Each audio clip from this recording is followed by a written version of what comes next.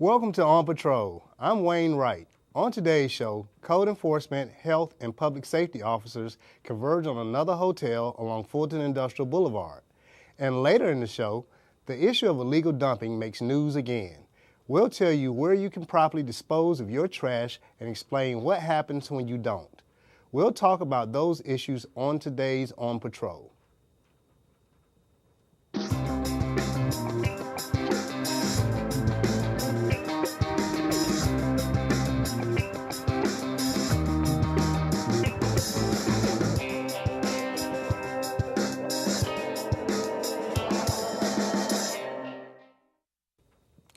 Welcome to On Patrol. I'm Wayne Wright.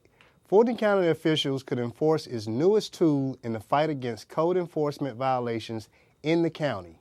The Tourist Accommodation Ordinance passed by the Fulton Board of Commissioners allows for more options for health and code officials when dealing with extended stay hotels and motels. County officers recently converged on the Efficiency Lodge on Wendell Drive off of Fulton Industrial Boulevard. FGTV's Annalise Baker was there and filed this report. Code and law enforcement agencies swarmed the Efficiency Lodge, ready to enforce a higher living standard for Fulton County residents. Code enforcement officers alleged that the manager violated several codes mandated by the county. Some of the ones that we found thus far is the illegal installation of open fire places, meaning the stoves and appliances. We have commercial grade appliances in these rooms, which they don't supposed to have in the rooms. Plus, we have some renovation in these rooms that was not permitted. A lot of the people are here really to fend for themselves, clean up, to take care of all the mold and mildew issues that they have here. The beds are in disrepair. It's just a lot of unsanitary conditions is what we're finding so far. Imposing the violations is easier to do thanks to a new county ordinance passed by the Fulton Board of Commissioners. The ordinance allows officers to enforce additional regulations in order to protect the health, sanitation, and safety of those using tourist accommodations like Efficiency Lodge. The new ordinance, quite honestly, allows us, we could say has more teeth. Which would allow us to go ahead and have more enforcement to clean up the boulevard and to make sure that the housing for the people here in the area is at a much higher standard. So far, each county agency dispatched to the property has compiled a report about the violations. Failure to comply with county code will make it hard for the Efficiency Lodge to stick to their motto to stay a night or stay forever. Thanks, Annalise. When we come back, we'll hear from the code enforcement officer who was on the scene, and we'll talk about why officials are cracking down on unsafe and unsanitary living conditions in the county. Stay with us.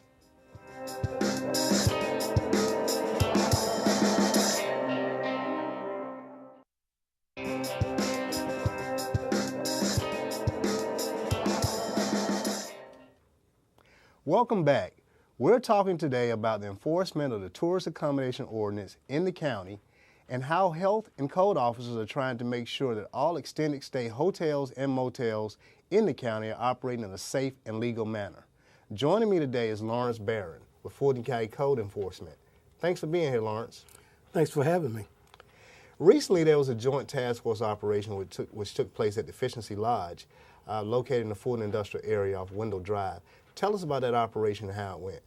The operation went smoothly. It was a joint effort between police, code, health department, and fire department. And we're basically looking for all of the codes, unsanitary codes that might have existed at the hotel. And that ranged from holes in walls, electrical outlets, plumbing issues, all the way to junk cars in the parking lot, potholes, trash and debris, hot weeds and grass, the whole 9 yards. You know, I applaud the county for taking this position on kind of redeveloping Fulton Industrial.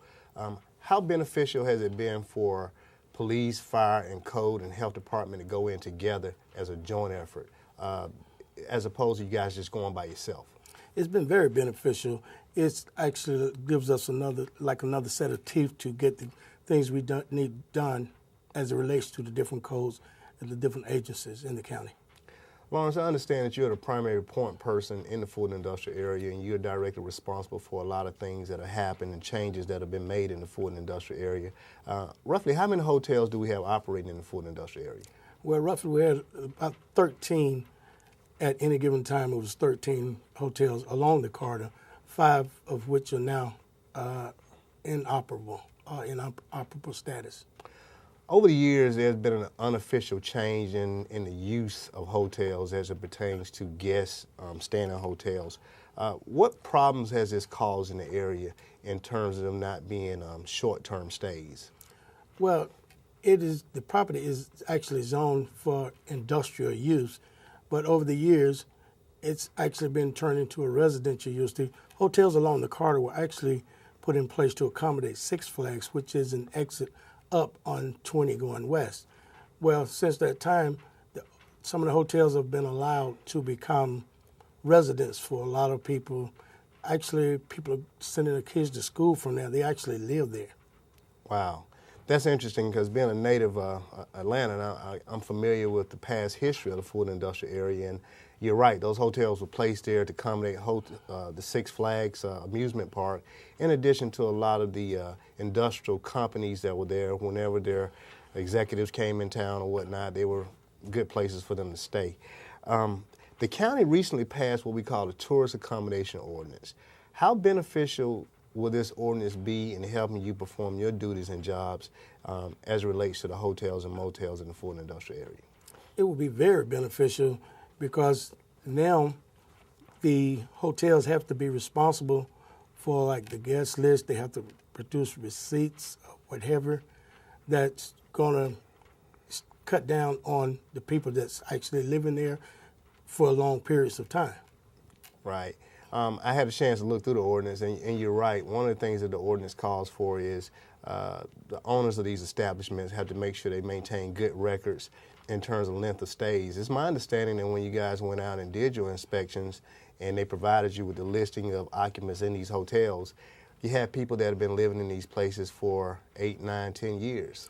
Some as long as 18, 19 years. Wow. Yes. Wow. That's very interesting.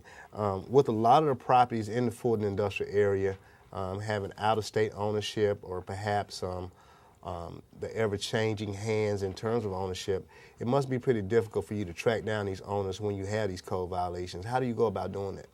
Well, it's very difficult, Wayne, because like you say, the property changed hands, so it's a constant research effort going on to try to locate property owners. You have quick claim deeds, this property is signed over. It's just like flipping, changing hands. So it's an ongoing thing trying to do the research on who actually owns the property. And, you know, we got several ways that we are doing that through the GIS system that's being attached to our new software that we're using, CityWorks.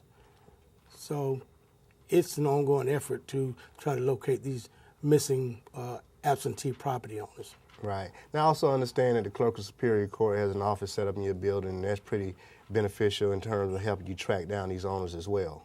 Very beneficial.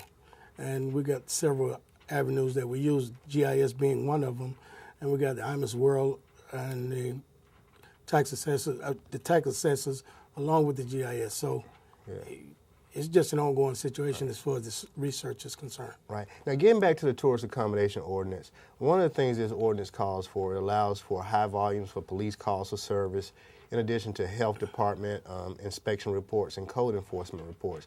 How do you guys go about putting these reports together? And just tell us your procedure once you find these violations. Do you issue a citation right away, or do you give a notice of violation, time to comply, or what? Actually, we compile the information, take it back, and we produce a notice of violation that will be sent to the establishment and property owner if the property owner is not on site. And we will give time for compliance. And we will do a re-inspection after such time expires. In a lot of cases, they will ask for an extension of time, which would stop all enforcement action until such time expires. Right. Now, with these reports that you put together, I understand there's a hearing officer that's appointed by the county to oversee these hearings as it relates to the reissuance of a tourist accommodation permit. Do you guys take photos and documentation and whatnot and provide that in a packet to the hearing officer? Yes, we do. We take photos and the report of everything that was found at the site. Right. And from my understanding, the hearing officer will then conduct a hearing and make a recommendation to the Board of Commissioners as to whether or not these particular establishments should get their tourist accommodation permit reissued. Is that correct? That is correct. Wow.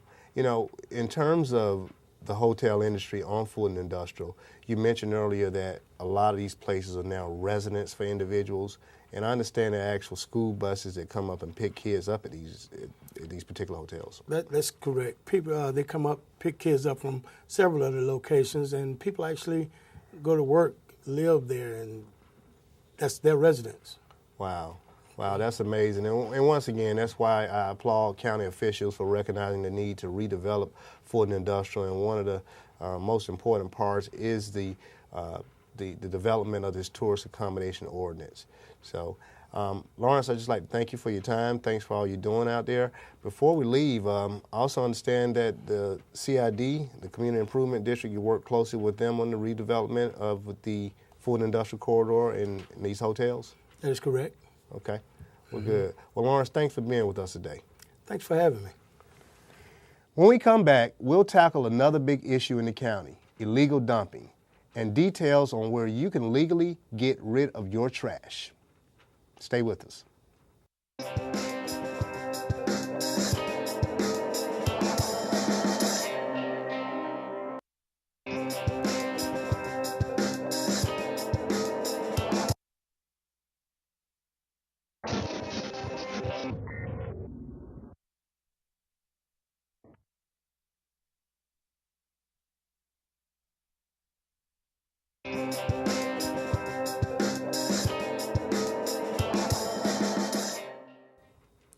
Welcome back to On Patrol. A few times here in our show, we have tackled the issue of illegal dumping in our county. As we have shown you, we are routinely called out to the scenes of many areas where people have dumped everything from trash to mounds of tires. This is illegal and violators can be fined and even face jail time. The issue has at times become such a challenge that the county has started using cameras in some areas where there is frequent dumping. Well, the county has a number of options for residents to properly dispose of their trash. We're talking about the transfer stations located throughout the county. Engineering Administrator Anthony Spencer and his team handles this service. Welcome to the show, Anthony. Thank you. Anthony, tell us about your division and what your roles and responsibilities are. I have three primary duties in Fulton County. Firstly, I'm responsible for maintaining the county's closed landfills, permitting private solid waste haulers who provide door-to-door garbage collection service, and operating the county's solid waste transfer station in South Fulton. Wow, that's a pretty hefty duty there. What doctrines or ordinances does your department use to regulate solid waste and litter control? Well, there are three primary ordinances that govern solid waste: the solid waste ordinance, the litter ordinance, and the scrap tire ordinance. The solid waste ordinance is the primary ordinance that governs solid waste handling services in the unincorporated South Fulton. It's the document that we use to regulate and permit the private solid waste haulers. Okay, good. Recently in the county, not just in the county, but throughout the region, there's been an epidemic of illegal dumping. What is that attributed to? Why are we seeing so much illegal dumping occurring? The primary cause of illegal dumping is illegal garbage haulers. Typically, it's someone who you hire to clean out your garage or someone who cuts the grass. They collect the material, and they're the ones who are doing primarily the illegal dumping. Very few household residents are illegally dumping. So you're telling me that when I see the little gentleman driving up the street with the pickup truck and he's recently picked up my neighbor's trash and he does not have it covered, you're telling me he's an illegal waste hauler? That's the person who's illegally dumping. If they're picking up garbage in something other than a garbage truck, typically that's the person who's going to illegally dump. Wow. For the sake of our viewers in Fulton County, a lot of constituents may not know that they're responsible for securing their own solid waste hauler. What are the requirements and what should a citizen look for in choosing a good solid waste hauler? Well, firstly, a solid waste provider should be permitted by Fulton County. That information is on the county's website. That provider should provide at least weekly garbage collection, recycling, bulk waste, and yard waste collection. They should provide all of the services necessary for a resident to dispose of their waste properly. Good. One other growing problem as it relates to illegal dumping, you mentioned earlier the scrap tire ordinance. There's a growing epidemic of tires that are legally dumped throughout the county and the region. What is that attributed to? Well, scrap tires are a difficult problem. Primarily, scrap tires are very, very expensive to dispose of, and the network of disposal is difficult. It's similar to the illegal garbage haulers. Most of the people who are in the scrap tire business are the small mom and pop haulers. They're hauling tires in pickup trucks and other unauthorized vehicles, and typically that's where the illegal dumping comes from. Wow. You know, the Fulton County Code Enforcement Division, they had their hands full because as they patrol the various areas throughout the county, they come upon a lot of remote sites in which they find mounds and mounds of tires dumped. For the sake of our viewers, how does that, can you explain the process when you go to a tire shop and you pay that $2 disposal fee? Does that have something to do with why we're seeing these tires dumped out? Well, scrap tires are a very, very difficult problem. One of the reasons why it's difficult is that the generator, the store takes the tires off of your car, they're not responsible if they give the tire to someone who has another permit. You take your vehicle to the car store, they take the tires off, you pay an environmental fee. That environmental fee actually goes to the state of Georgia. It has nothing to do with the disposal of the tire. So the tire store hires someone to haul off the tires, and they typically go with the cheapest person who they can hire. And that person has no incentive to dispose of the tires properly. They dispose of them illegally, and they take all of the money for profit. Wow. So that explains why we see so many dump sites with illegally dumped tires there. Absolutely. The county periodically sponsors what we call a Bulk Waste Amnesty Day. What are those days all about, and what do they consist of? Well, essentially, it's to clean out your garage day. 3 times a year, the county operates 3 sites where we allow residents to pretty much bring anything, any household garbage, waste, trees, tires, even hazardous materials on that day, and it's free of charge. Right. In terms of partnerships, does the county have any partners that you guys partner with? Because when it comes to cleanup throughout the county and various regions, that can get kind of expensive. And if you don't have partners on board or various grant monies, it makes it kind of difficult for local municipalities to accomplish its goals. So do you have any partners that you partner up with? Well, essentially, we try to schedule our cleanup days around known national holidays like National Earth Day, and we sort of coordinate with the other cities in Fulton County and the nonprofits, Keep America Beautiful programs, to sponsor a collective cleanup day. Right. Well, that's very important because there's this whole campaign about going green, and there's a lot of environmental concerns out there now. So that's good that you do have partners that you partner up with. For the sake of educating our viewers, where can they go to dispose of various household items and in terms of various landfills, local landfills, and what costs are involved? Well, again, 95% of the residents use curbside collection. They actually hire a garbage company. Some people don't like to use a garbage company. They can directly haul their materials to a transfer station, and Fulton County operates a transfer station in unincorporated South Fulton.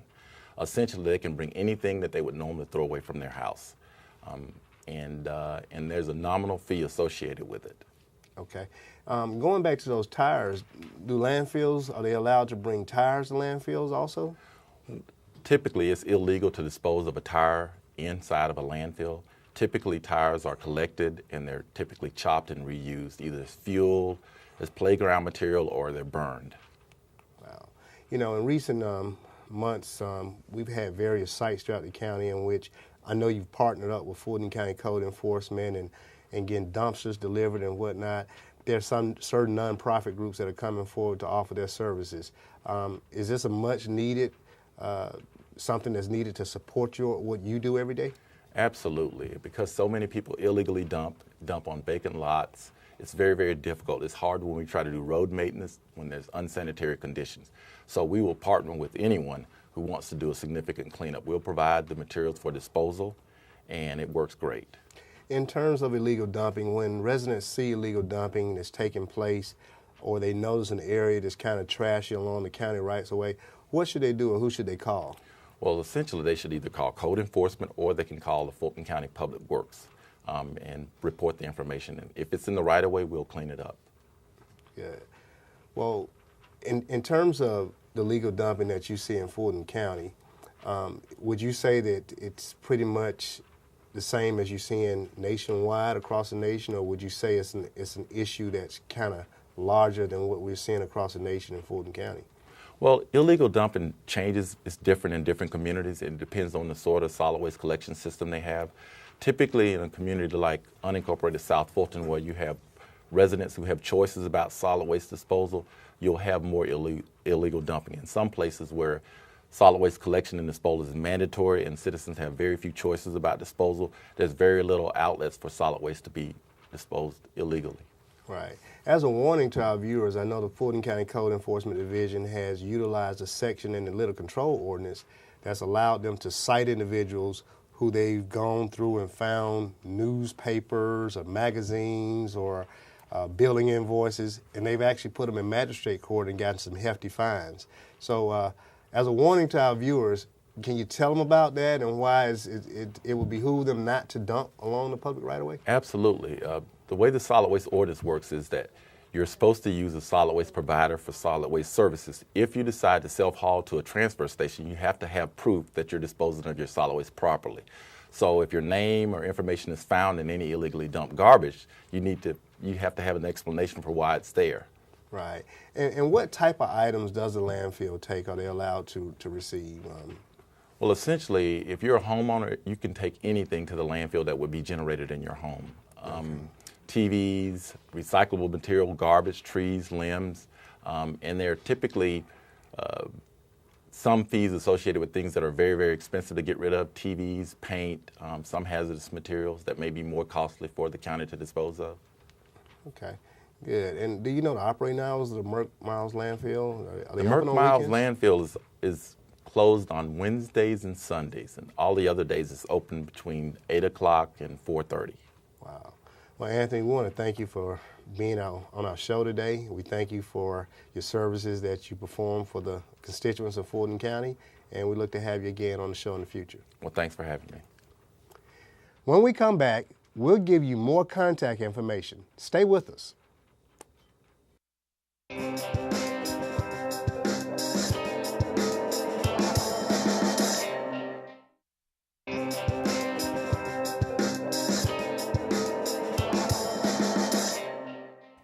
Well, that wraps up our show today. We want to make sure that you were able to jot down some of that contact information that we gave you. So here it is again. To report any code enforcement violation, call our tail line. That's 404-612-8355. You can also send us a picture of that violation at clickit@fultoncountyga.gov. And to get more information on what you can and cannot bring into the transfer stations, call 404-629-1700 or visit the county's website and click on Departments, then Public Works, and then Solid Waste Management. A special thank you not only to our guests today, but also to you for watching our On Patrol. I'm Wayne Wright, and I'll see you next time.